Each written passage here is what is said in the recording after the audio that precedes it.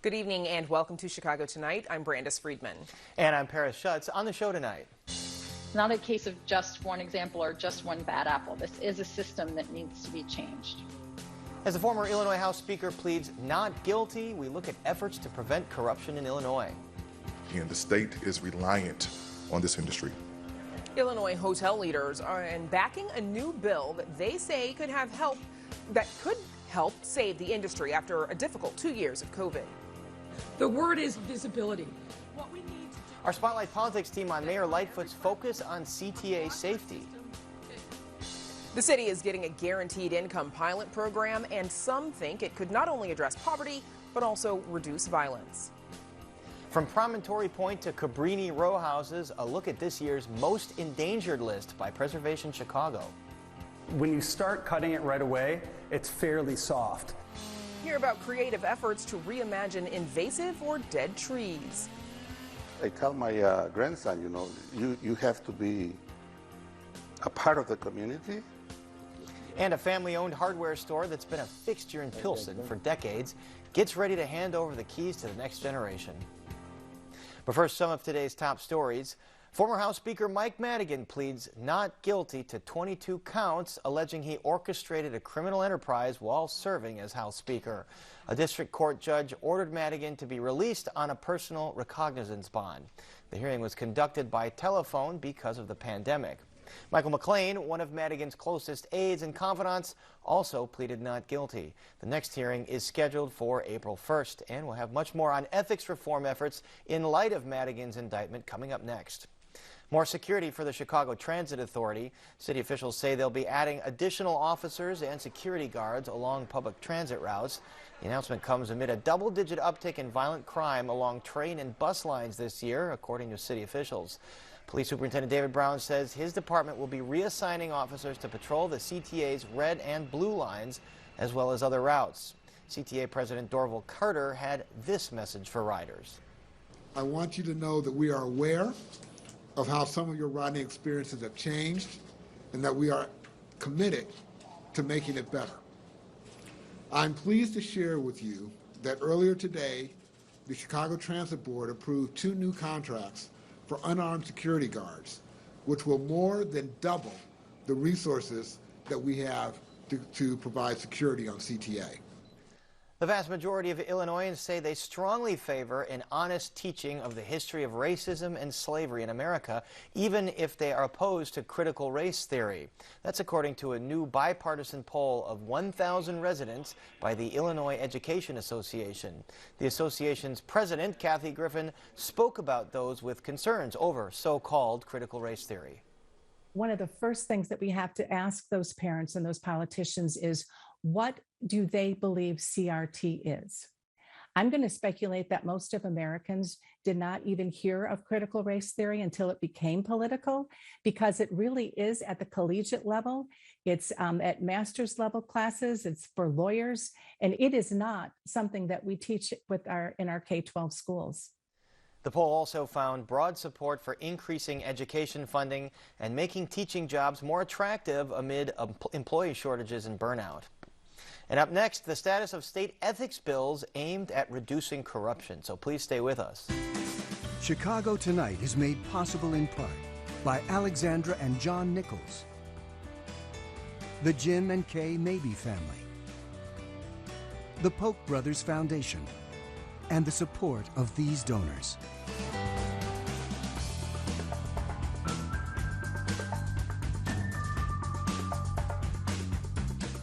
Former Illinois House Speaker and longtime chairman of the Democratic Party of Illinois faces multiple criminal charges that carry prison sentences of up to 20 years each. And as you just heard, he's pleaded not guilty and says he's proud of his career in public service. Even if that is the case, advocates say Madigan's indictment should be a call for reform of state government. Amanda Vinicky joins us now with more on this. Amanda.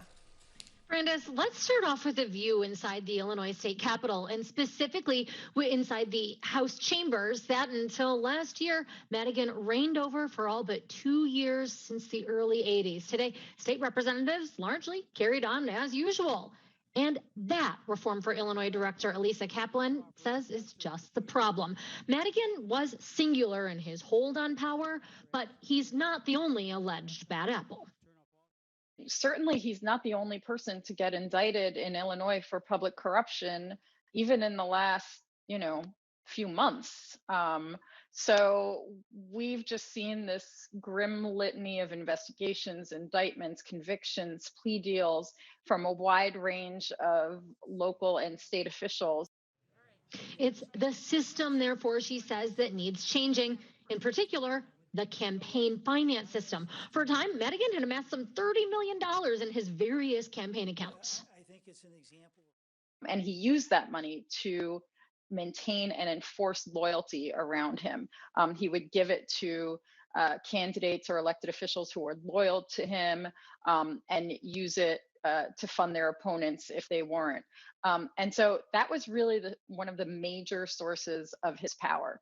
And so if we're going to talk about really changing the system to make sure that something like this doesn't happen again, we need to look at all of those sources of power that led to one man having this amount of control over his party. Now, Illinois, while Madigan was Speaker in 2009, set caps on campaign contributions. But Kaplan says Illinois' campaign finance system is weak and ripe with loopholes that she said allow the legislature's top leaders to effectively skirt those limits. She says that allows them to exercise a level of control she describes as unusual and dangerous. One recommendation, moving to public financing of campaigns so that candidates don't have to depend on leaders. Kaplan also says that the legislature needs a truly independent watchdog. The last inspector general for the General Assembly resigned, citing the office as a paper tiger. Prosecutors now allege Madigan of running a full-on enterprise in which he used his public office to help steer business to his private law firm. Kaplan also says it's therefore time to have a serious conversation about reducing conflicts of interest related to outside employment. There's nothing that undermines public confidence in their democracy than thinking that their representatives care more about their own personal bank accounts than they do about the public. The current Speaker of the Illinois House, as well as the top Republican in that chamber, each work at law firms. But Senate President Don Harmon left his law firm when he got that top Senate job. Legislating in Illinois is supposed to be only a part-time job. And while Harmon says that he is reticent to change that, he is open to limits for outside work for the legislative leaders. I have found it very useful to be able to focus exclusively on my work as Senate President, and I think there may be some value in considering it for the legislative leaders. But I think there's a real benefit of having a citizen legislature where people come to the General Assembly with day-to-day experiences as undertakers or farmers or teachers or social workers. Harmon says that with changes in leadership, such as himself, Speaker Welch of the General Assembly, as well as an ethics law passed last year that requires legislators to close more about potential outside income and conflicts of interest, it is, he says, a new day in Springfield. But Republicans say there's more to do. I ask everyone in this chamber to join me in standing for real reform and ending practices that have brought massive corruption and scandal to our state. She says that Democrats are holding up ethics measures like one that would end aldermanic privilege in Chicago, and also a bill that would prohibit officials from using their campaign funds to pay for criminal legal defense bills, something that Madigan is doing right now. The day after Madigan's indictment, Governor J.B. Pritzker also signaled that there is progress to be had on ethics. I'm fully committed to eradicating the scourge of corruption.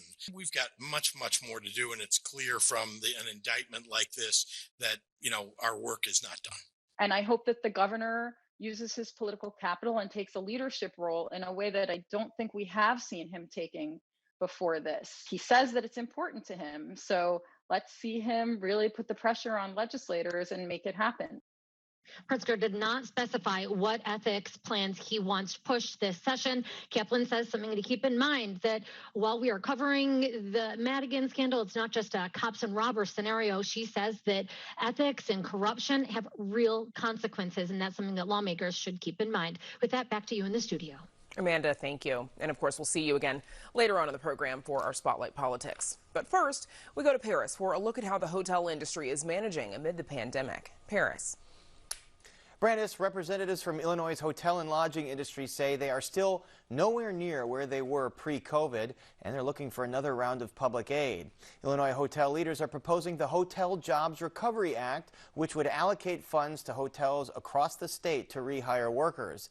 Leaders are proposing $250 million to come from the state's leftover American Rescue Plan Act funding, giving one-time grants of $1,500 per room for every hotel in Illinois. And joining us to discuss this proposal and the current state of the industry are Juan Leyva, Vice President of Operations of Oxford Hotels and Resorts, a Chicago-based hotel ownership and management company. He's also the general manager of London House Chicago.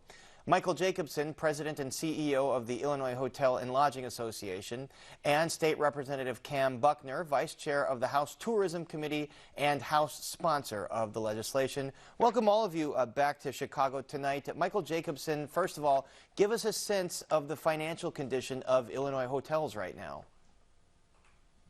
So throughout the last 2 years of the pandemic, our hotels have lost over $5.5 billion in room revenue. And that's not getting any better. We thought we would be well into the recovery phase by this point.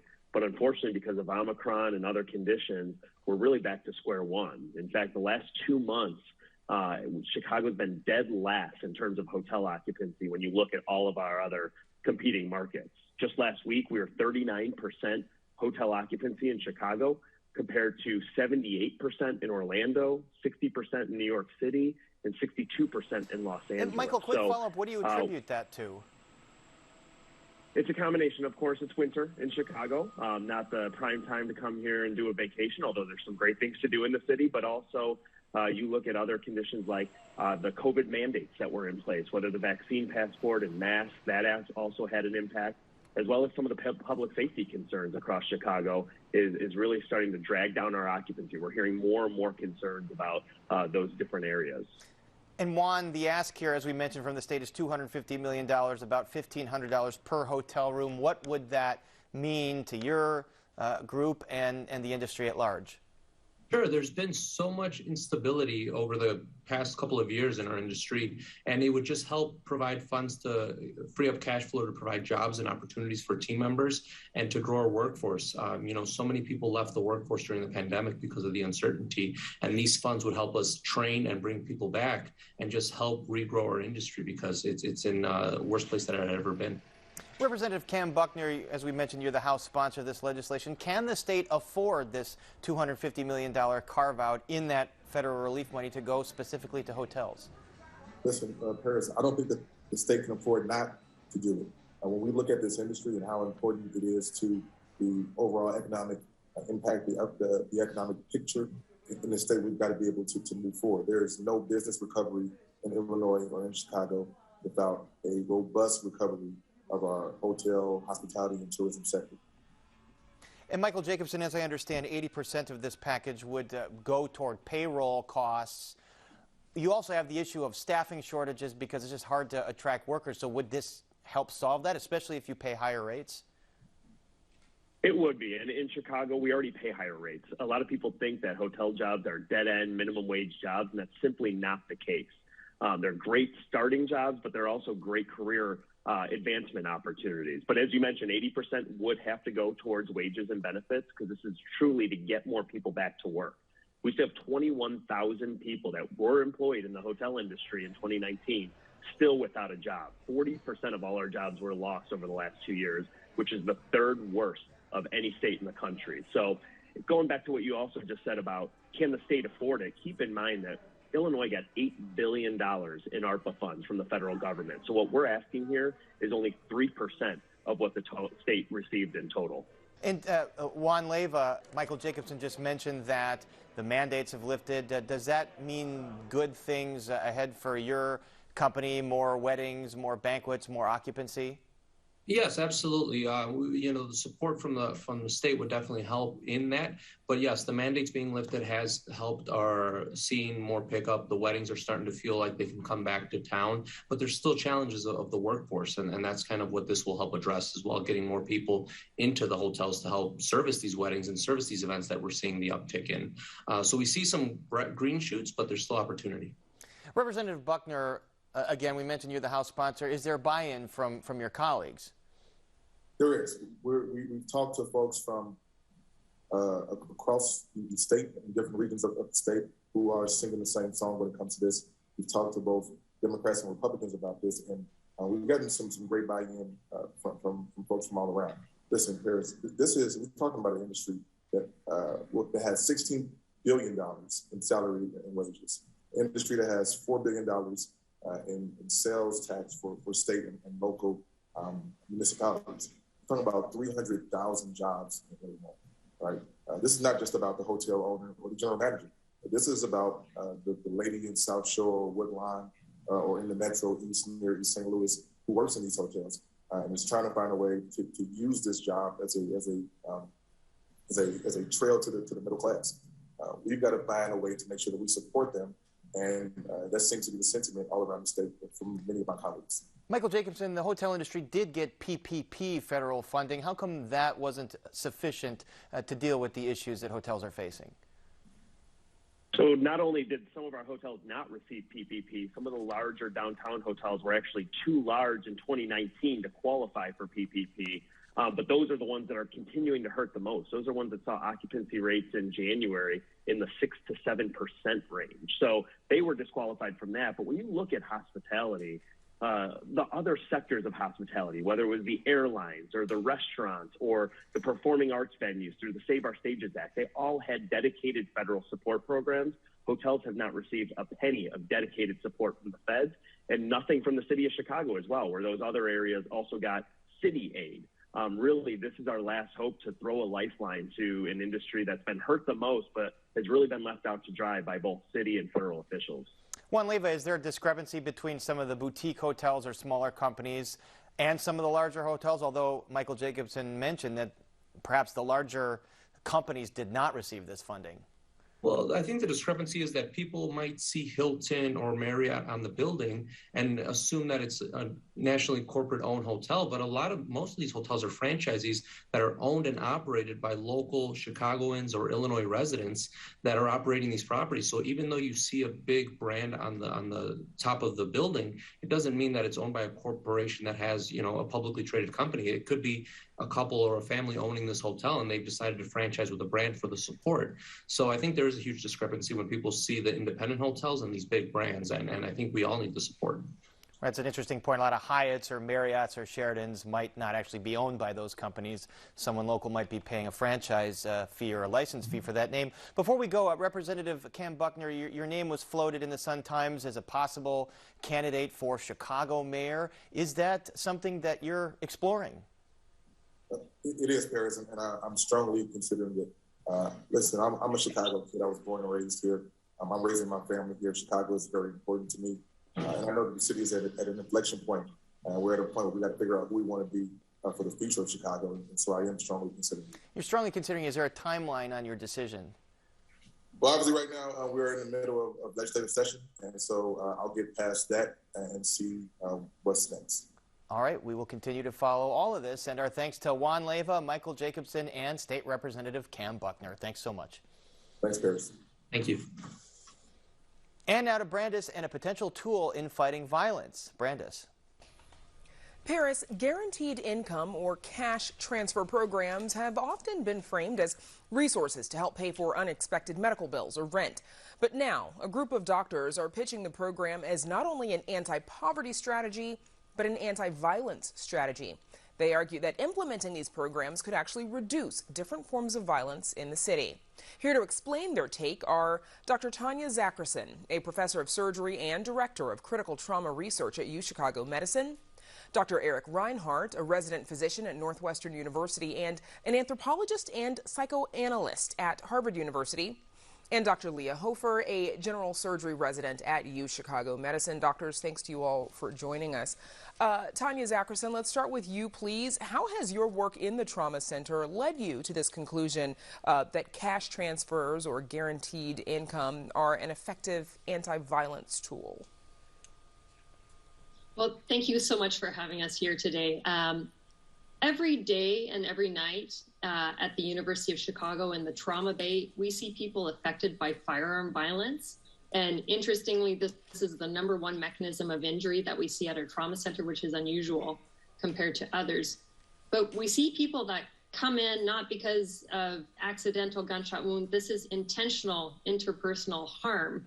And a lot of this is related to survival economy, the survival economy, where people are really living on the edge day to day in these neighborhoods on the south side of Chicago that have this legacy of economic marginalization we know from structural racism, redlining, and such things. And we see how that harms people because they come in shot because they don't have access to what they need to fulfill their human potential, to fulfill a life with dignity. And so what happens is you see how economic inequality has a role to play in the direct violence that we see every day.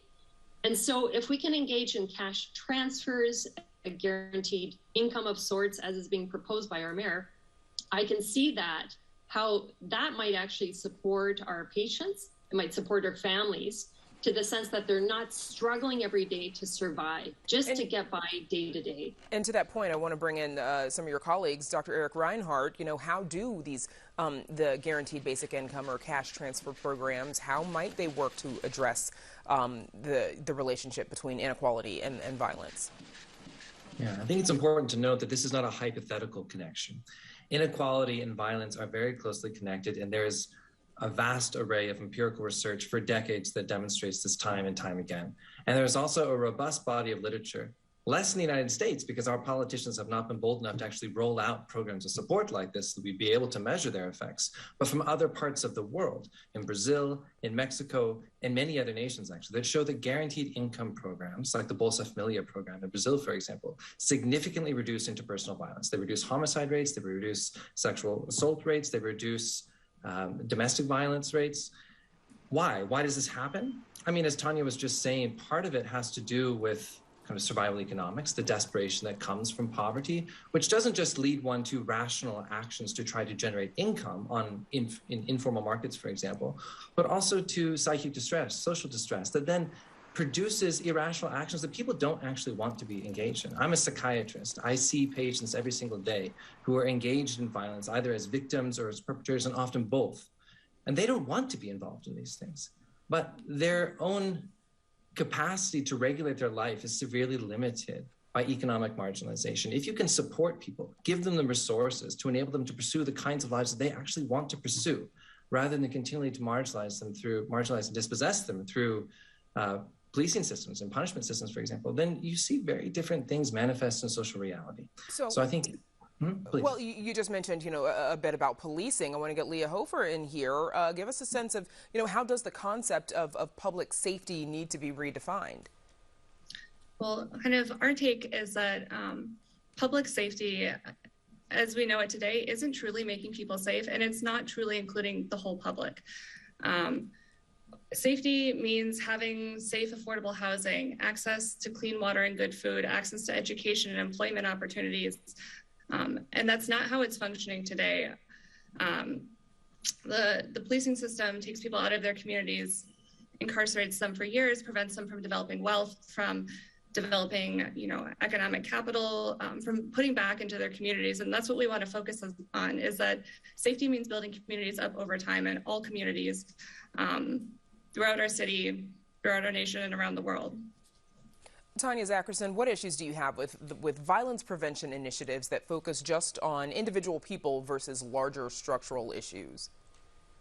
That is an excellent question. So while there are some violence intervention programs that might be helpful with individual issues, taking the stance that the individual is the one with the problem and I just need to tweak that person's problems and try to mitigate or reduce their or change their behavior, the way they view their situation. That's kind of like me going up to my trauma patient who's been shot and saying, let me give you some tools to help you cope with structural racism. That doesn't fly anymore. And we know that doesn't fly anymore. So I can give some resources for some jobs and supports. And don't get me wrong, that's helpful today and tonight for that patient and their family. But if I want to look at the causes of the causes and address why this person is getting shot in the first place and have a proactive approach to violence prevention, I have to look at these upstream political determinants of health. Eric Reinhardt, talk about the need not just to have this program, but robust social services as well, right? Because you can give, for example, a $500 cash payment to a family a month, but the price of things for them is the same as it is for everyone else. Right. It's easy to imagine that guaranteed income could be pitched as a replacement for investments in public systems in the American political context, where you have a lot of political actors who want to withdraw public support from public systems and just enable corporate entities to make profit off the basic essentials of life. For that reason, it's really important to emphasize that cash transfer programs, income programs for people, be coupled with market regulation, with investment in strong public systems. Because as you say, if you give somebody $500, but you're not regulating the cost of housing, and the cost of their housing increases by several $100s, you've negated the benefit that you have used public resources to try to give somebody. So it's very important that cash transfer programs not be seen as a cure-all, but be seen as a supplement to broader investments in strong public systems that ensure people have universal access to healthcare, access to dignified employment that is meaningful to people that they wish to pursue, and that they have safe neighborhoods that result from investments in infrastructure. You know, we need clean streets. We need, there's data that shows that just planting trees reduces violence. These kinds of investments in public spaces are really important alongside guaranteed income. And before we run out of time, Leah Hofer, do you all foresee any problems with Mayor Lightfoot's gang asset forfeiture if it's approved by City Council? Absolutely. I think for a number of reasons. One is that this ordinance is built upon the premise that these gangs are massive organizations headed by some monolithic kingpin with all these resources to take away. And it's not clear that that's actually true. Anthropologists and sociologists would tell us that today's quote unquote gangs are just groups of young men in Chicago, working together, spending time together. And additionally, this ordinance, all it does is take away from these communities. Again, its only goal is to take resources away, to seize them. And like we were saying, we really need to be investing into these communities, investing in both individuals, but also the communities and infrastructure at large if we really want to make lasting change and actually make an impact on reducing violence. Okay, and of course, we know that Chicago is beginning to take applications for its program beginning in April, so we will continue to follow this program. For now, my thanks to Doctors Eric Reinhardt, Tanya Zackerson, and Leah Hofer. Thanks. Thank you. Thank you. Up next, turning ecological problems in Chicago's native wildlife into works of art. We explain right after this. Certainly we can celebrate, but we also have to recognize what so many people have gone through because of racism and what people continue to go through.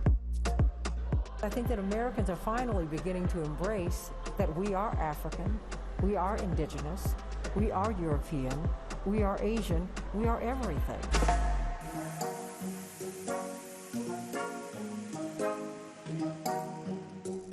And there's much more ahead on the program, including more on former Speaker Michael Madigan's arraignment in Spotlight Politics. But first, according to a 2020 tree census conducted by Morton Arboretum, the overall number of trees in the region has increased, but not all trees are seen as equals. Some are invasive and prevent native trees and plants from flourishing. Chicago Tonight's Evan Garcia checks out 2 local initiatives aimed at repurposing invasive or dead trees. Tim Mondel is a program coordinator for Cook County Forest Preserves. At Caldwell Woods, he teaches the public how to make their own walking sticks through woodworking. When you start cutting it right away, it's fairly soft, so we try to go right away, but sands beautifully, very nicely. And again, as you can see on some of these, it paints well. These walking sticks are made from a type of wood the Forest Preserve would like to eradicate, European buckthorn. That's one of the major problems of it, is that it does grow in very dense thickets. It's very shade tolerant. The non-native buckthorn was brought to North America in the 1800s as an ornamental plant from Europe. Forest Preserve wildlife specialist Kim Koloski says buckthorn creates shady conditions that native plants and trees can't grow under. They monopolize resources, especially sunlight, drastically. The small tree is quite effective at spreading. European buckthorn is the most common tree species in the 7-county Chicago region, according to a 2020 tree census by the Morton Arboretum. The invasive species accounts for 36% of all trees in the area. Another invasive species threatening native trees is an insect, the emerald ash borer. This tree has been dead now for several years. Like I said, it's succumbed from the beetles.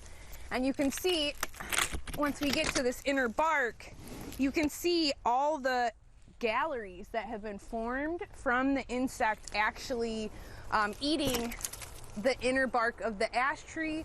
Emerald ash borer larvae can eat through an ash tree's vascular system, killing it in just a few years. The 2020 tree census indicates that over the past 10 years, the number of standing ash trees decreased by 45% in the region. In 2014, the Chicago Park District partnered with the nonprofit Chicago Sculpture International. They formed the Chicago Tree Project, which turns dead trees into works of art. We'll look to see that it has good public exposure. In this case, this one did. It's by the park. There's an educational component to this one. This particular tree is a sugar maple, but it had a nice girth and breadth, and it was in good shape, so it became a viable project. The Park District's Manager of Art Initiatives, Mike Dimitrov, and Chicago Sculpture International President Janet Austin recruited artist John Bannon to reimagine this dead tree in Hollywood Park on Chicago's northwest side. It kind of looks like a lowercase y, so I decided to make it like a string or a rope coming out of the ground with a knot where it splits, and it's just going to be called Why Not. With this project, I like to think it's kind of a purist project where I'm not adding anything to it, it's all subtractive. Whether it's walking sticks or wooden sculptures, Austin says there's value in repurposing dead or invasive trees. I think by allowing the pieces to exist in the world a little bit longer, they still are providing nutrients for the ground underneath, places for animals to live, places for insects to live. They are beautiful, giant pieces of wood that are eventually going to be at least a piece of artwork. For Chicago Tonight, I'm Evan Garcia. And the Forest Preserve's Kim Koloski says the agency has removed 5,000 acres of invasive woody shrubs since she joined the agency 8 years ago. The Chicago Tree Project has 41 works of art spread throughout the city's parks. Artists are encouraged to submit their own proposals, and you can learn more about this on our website. And check out our website to read about how the Chicago Bears are partnering with the Lake County Forest Preserves in the fight against invasive buckthorn. And now, Brandis, we toss it back to you. Paris, thank you. Still to come on Chicago Tonight, from DuSable Lakeshore Drive to a BP gas station in Old Town. A look at this year's most endangered buildings list by Preservation Chicago. As much as we need to send to the CTA to make it safe. Our Spotlight Politics team on the city's attempt to tamp down on the spike in violence on the CTA. And a family-owned hardware store that has been a fixture in Pilsen for decades gets ready to hand over the keys to the next generation. But first, some more top stories. The Salvation Army is being accused of illegally underpaying workers at its thrift stores. 3 federal lawsuits, including one filed in Illinois, say the Salvation Army is violating federal labor and state wage laws by failing to pay minimum wage to workers in their adult rehabilitation centers. Attorneys say enrollees at these centers are required to perform so-called work therapy for a minimum of 40 hours a week for wages that start at $1 a week and are capped at around $20 to $30 a week. In a statement, one of the plaintiff's attorneys said, quote, Instead of getting support on the road to stability and recovery, participants are forced to do grueling manual labor, live in meager conditions, make pennies in wages, and give up government assistance that could improve their self-sufficiency. Asked about the lawsuit by WTTW, the Salvation Army said in a statement the organization does not comment on pending litigation. A number of state lawmakers came together today to condemn the distribution of anti-Semitic flyers in Glenview last week. State Senator Laura Fine says she received multiple complaints about anti-Semitic packages from residents. These packets blanketed neighborhoods on 2 separate occasions. These anti-Semitic bags contain hateful rhetoric about Jews and included pictures of Jewish electeds in my area, including me, my congressional representatives, and our governor. Fine added that 62% of all religious hate crimes are anti-Semitic, despite Jews making up only 2% of the U.S. population. And 36 museums and cultural institutions across the state are set to receive a total of nearly $20 million in grants. The funds, coming from the state's Rebuild Illinois Capital program, will help improve facilities and develop new exhibits. 14 local institutions were selected to receive the grants. That includes the Peggy Notabert Nature Museum, Chicago History Museum, Garfield Park Conservatory, and the Holocaust Memorial Foundation of Illinois. And now, Paris, we toss it back to you. Thanks, Brandis. It's that time of year again. Preservation Chicago has released its annual Most Endangered list. And here to break it down for us is WTTW News reporter Patty Wetley. Patty, they come out with this every year, the most endangered buildings or public spaces. Remind us who Preservation Chicago is. Yeah, well, it's all there kind of in their name. They are a nonprofit advocacy organization that champions preserving Chicago's historic built environment. And they started this list back in 2003 to kind of, raise the alarm about buildings that were most in danger of kind of imminent demolition or loss to neglect or development. All right, so tell us what made the list this year. Yeah, there's some interesting entries this year. There's a whole section on Peterson Avenue on the north side, a mid-century mod district of office spaces, and then this kind of funky 1970s BP gas station in Old Town that really highlight the fact that Chicago's survey of historic buildings doesn't include or protect anything that was built post-1940. So Preservation Chicago is really highlighting that we need to update that survey. We also have some landscapes, so it's not just buildings. We have a section of North DuSable Lakeshore Drive that the city is thinking about reimagining, and there's concerns it could just become one big highway. And Promontory Point is also on the list. People in the South Lakefront have beat back for years plans to replace the classic limestone revetment there with a big concrete barrier. And finally, there's this sweet little 1917 theater in North Lawndale, the Central Park Theater, by the same group that did the Chicago Theater and the Uptown Theater. And that's in need of somebody, a hero, to come in, white knight, and help the community reimagine what they could do with that building. So interesting. And as I understand, that's a Balaban and Katz, or a former Balaban and Katz theater, just like all those theaters in the loop. All right, Patty, very interesting. Thanks very much. Thanks, Paris. And you can read Patty's story on our website, where you'll find the full list of Preservation Chicago's most endangered buildings. It's all at WTTW.com/news. And now, Brandis, we go back to you. Paris, thank you. And of course, don't go anywhere, because it is time to cover Michael Madigan's indictment and much more in tonight's Spotlight Politics. Welcome back, Amanda Vinicky, Heather Sharon, and Paris Schutz. So, speaking of Mike Madigan's indictment, he was arraigned today in federal court. Heather, you listened to this on the phone. It was a phone hearing. What kind of prison time could Madigan face if he is found guilty eventually of the 22 counts against him, and also by phone? by phone because of the COVID-19 pandemic. And we did not hear a single word from the famously taciturn former House Speaker. He let his attorney do the talking for him, entering a plea of not guilty.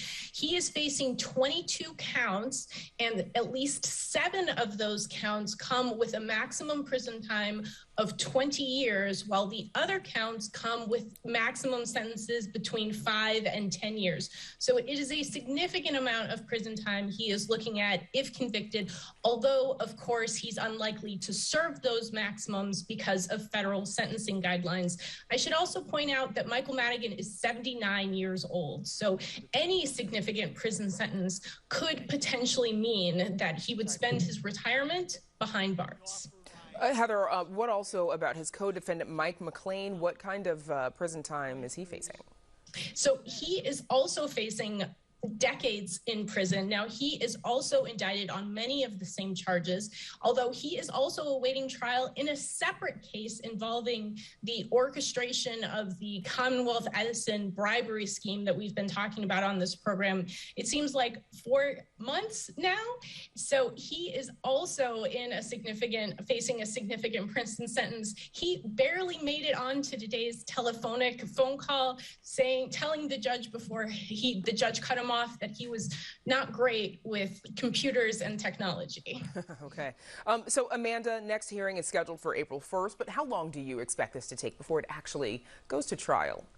Oh gosh, this is going to take a very sorry about that. They a little cut out. It's going to take years. I mean, we've been promised by the prosecutors that they expect large amounts of discovery to be made available. April 1st is going to likely be another virtual hearing, and one in which we don't expect that we are going to, again, hear anything from Speaker Madigan, see his face, anything along those lines. It will be years one expects before that happens. Quite some time. So meanwhile, some of the lawmakers who blocked Madigan's speakership that led to his resignation asked the governor to halt some of the former speaker's pork projects. Paris, tell us a little bit about these projects and why the legislators opposed them. Well, there's a handful of them that were in the last $45 billion state capital bill. One of them outlined in the Better Government Association was $98 million for noise abatement at a rail yard in Bedford Park. That is sought by some hotel owners there. Bedford Park is just south of Midway. It's where all the Midway Airport hotels are. So obviously an issue that's probably important to hotel owners. And in that BGA report, it showed that one of the owners there had hired Madigan and Getzendanner for their property tax appeals. That, of course, is at the heart of some of the allegations against Madigan, that people doing state business, he is arm twisting them in so many ways to hire his law firm. Now, we don't know if these are corruptly gotten deals. I mean, State Rep Ann Williams led the charge here, putting the halt on them to review them. So the noise abatement and other deals like that might sorely be needed. We don't know. So they're going to review to see if there was funny business in the way that those were awarded. And if not, those deals might still go forward. Heather, Governor J.B. Pritzker, he went one step further, though, stripping Shirley Madigan of her state role. Tell us about that. Well, Shirley Madigan is a longtime supporter of the Illinois arts scene. She was the head of the Illinois Arts Council, which was largely a ceremonial role. But it's clear that after her husband's indictment, that was no longer tenable, because no Illinois politician wants to be associated with anyone from the Madigan family at this point, especially Governor Pritzker, since he acknowledged that he was interviewed by FBI agents in connection with the probe as a witness, and that he said he was happy to help them and spoke with them for about an hour just before Madigan was indicted a week ago. No, in another court. Go ahead, Amanda. Yeah, just really interesting here that the governor, so Shirley Madigan, remains on the Arts Council, which is, as Heather noted, ceremonial, but also does issue a whole lot of grants to arts organizations. And so Madigan remains on it. She's just no longer going to be chair. And what's interesting is the governor evidently called Madigan on Tuesday to say, hey, I'm going to have your wife step down or force your wife out of this role. By the way, that was before the indictment had been issued. And Pritzker said, no, when he talked to the feds, he didn't didn't have any inkling that an indictment was coming, just that they were asking about what seemed like it could be wrongdoing. But it sure as heck does seem like, with the timing of things, that Pritzker was looking to get out in front of something that he thought would be coming down the pike.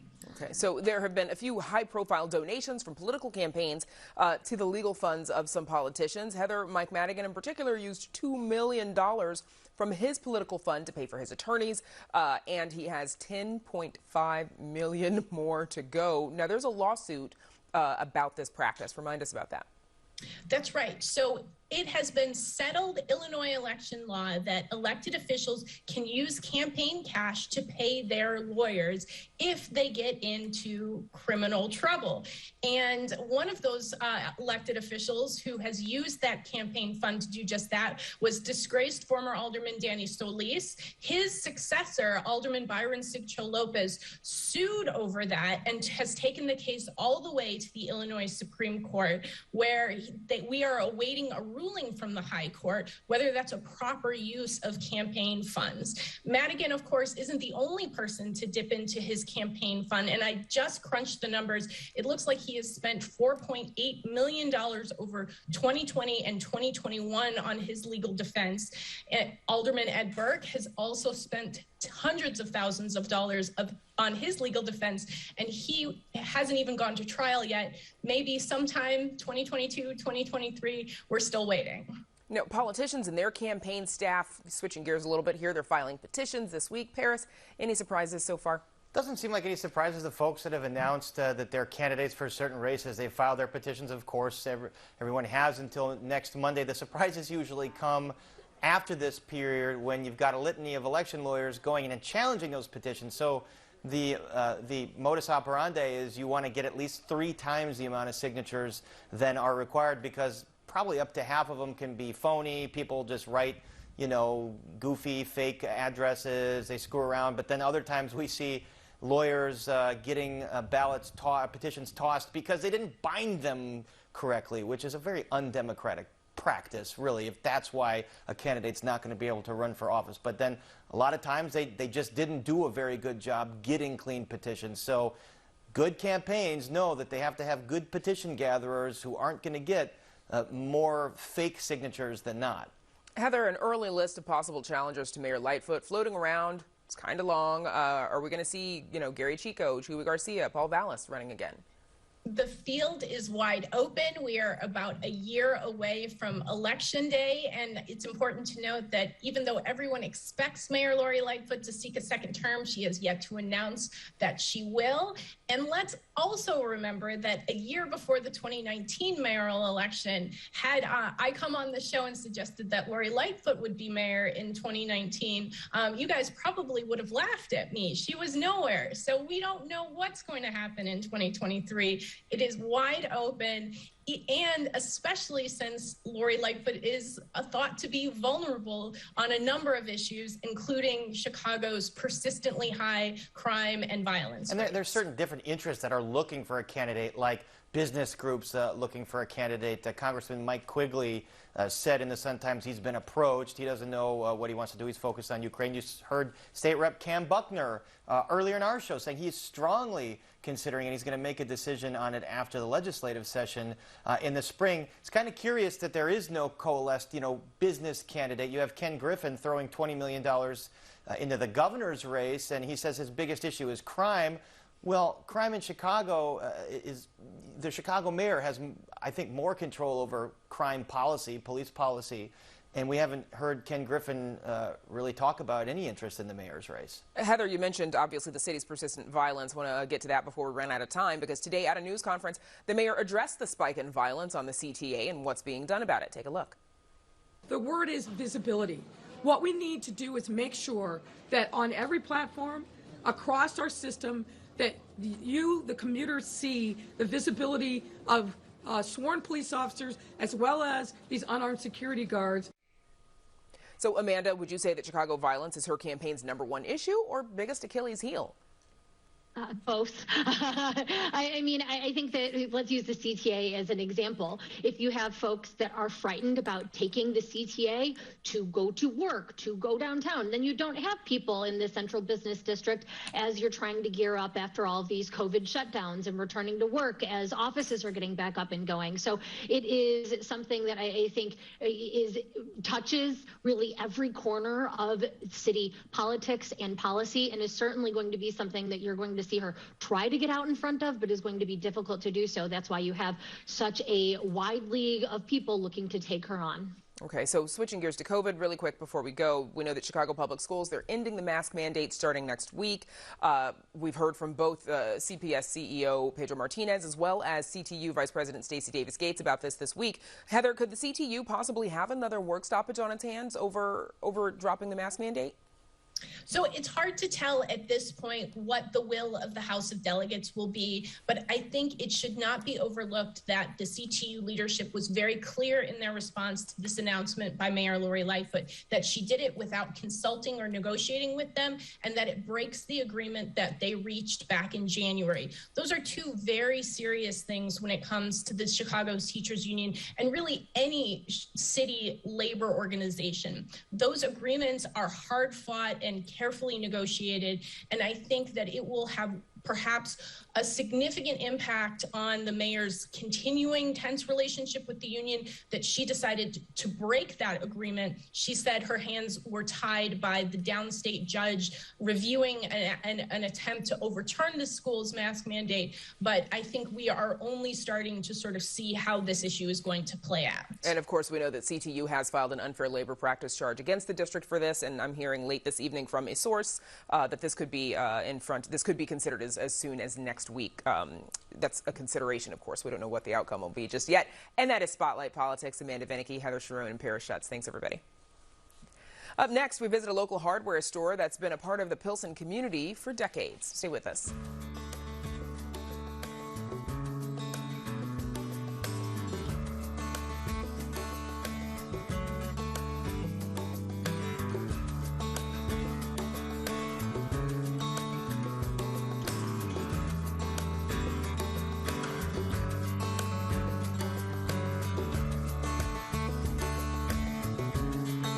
Throughout most of the city's history, family-owned hardware stores have been anchored in just about every neighborhood in Chicago. But over time, competition from big box stores and a lack of successors to take over the family business have forced many to close their doors. Now, the owner of a longtime fixture on 18th Street is nailing down plans to ensure his store has a different fate. Producer Erica Gunderson stopped in to meet the two generations behind the counter at Alvarez Hardware. Ahí tienes, muchas gracias. I tell my grandson, you have to be a part of the community. They have to know who you are. You have to treat each and every one with respect. People, if you walk around Pilsen and they see him, your people will be like, hey, Mr. Alvarez, they'll salute him. Giving people the service is my passion. I like to be with people and talk to the people and give service to the people, yeah. Over the last few decades, just about everything in Pilsen has been touched by change. But in that time, the face behind the counter at Alvarez Hardware has always been the same. Okay, gracias. Rodolfo Alvarez's jam-packed 18th Street store has been the place to go for Pilsen residents looking for a new shovel or pipe fitting since he bought the business from his father-in-law in the 1980s. I didn't know nothing about hardware business. Alvarez says in the early days of running the shop, the finances were a bit touch and go. I used to run to the suppliers 4 or 5 times a day because I could not buy, let's say, a box of elbows or nipples or whatever. I used to buy 5 pieces at a time, 6 pieces here and there. And then when I come, my wife says, they're gone, go back, here's the money. It was a struggle, but it paid off. But over those first few years, he says the community taught him what it needed from its local hardware store. I learned what to get and sell our people. And with the time, it's been changing. So now we sell a little bit of different merchandise according to the clientele and times. At Alvarez Hardware, this washer costs 18 cents. But with that 18 cents, you're also getting 40 years of know-how. And that's what Mr. Alvarez says keeps people coming back. We have customers that move out to the neighborhood, and they go to the suburbs, out south, out west, up north. They still come back because they know for a fact that we'll take the time to explain things to them well. Now, Rodolfo Alvarez is teaching his grandson Julian the softer side of the hardware business. We don't pay for daycares. This was a daycare for me. So like, I grew up here. Every Saturday morning, we'll wake up early, go for the merchandise and bring it and mark it up. I will ask questions like, what does that do? What's this used for? Why do people come for that? And, you know, my grandfather, you know, he would tell me. Okay, tell my grandson, there always will be a need for a hardware store in Pilsen. Even though the big boxes are a monster, the knowledge that we have and knowing what the community needs make us unique. Yeah, I'm definitely going to take this over and keep it ongoing. It's like the legacy that we have. I'm looking for a bike inner tube. He's proud of me right now too, you know, but yeah, I'm going to make him proud. Yeah. For Chicago Tonight, this is Erica Gunderson. Now, Rodolfo Alvarez wants to let people know he isn't retiring anytime soon. So if you need advice on fixing a leaky faucet, he'll still be there behind the counter 7 days a week. And we're back to wrap things up right after this. Chicago Tonight is made possible in part by Alexandra and John Nichols, the Jim and Kay Mabey family, the Polk Brothers Foundation, and the support of these donors.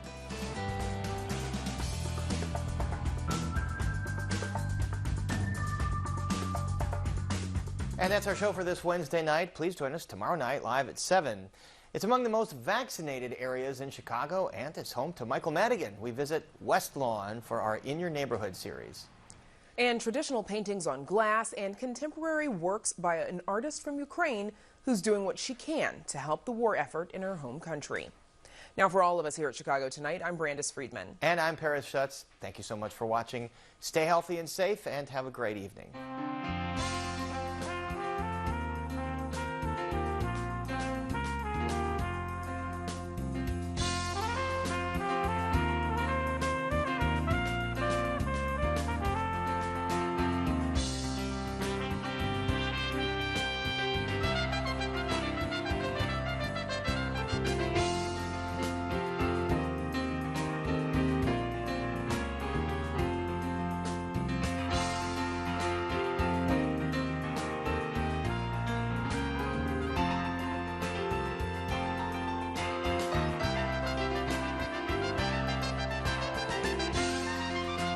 Closed captioning is made possible by Robert A. Clifford and Clifford Law Offices, a personal injury law firm dedicated to preserving the dignity and rights of all individuals.